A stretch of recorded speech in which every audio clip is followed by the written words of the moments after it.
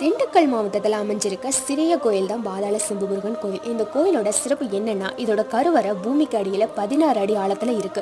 பூமிக்கு அடியில் வீற்றிருக்கும் முருகப்பெருமான் செம்பு உலோகத்தாலான காரணத்தினால இவர் பாதாள செம்பு முருகன் அப்படின்னு அழைக்கப்படுறாரு. இந்த கோயிலோட தரத்தளத்தில் பாதாளத்தில் அப்படின்னு 2 கருவறைகள் இருக்கு.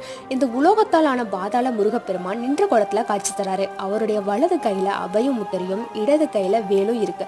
இந்த கோயிலோட மேலும் சிறப்பு என்னன்னா, கோயில் வளாகத்துல முன்புறத்துல காவல் தெய்வமா விளங்கக்கூடிய சங்கிலி கருப்புசாமி கிழக்கு நோக்கி காட்சி தராரு.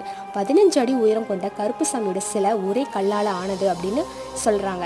இந்த கோயிலோட கோபுரத்துல 36 அடி உயரம் கொண்ட சிவன் சிலையும் அமைஞ்சிருக்கு.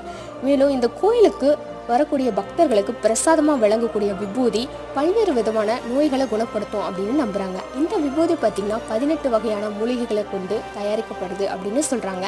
அப்புறம் யாருக்கெல்லாம் முருகனை ரொம்ப பிடிக்குமோ அவங்கெல்லாம் இந்த ஒரு வீடியோக்கு லைக் போட்டுறாங்க.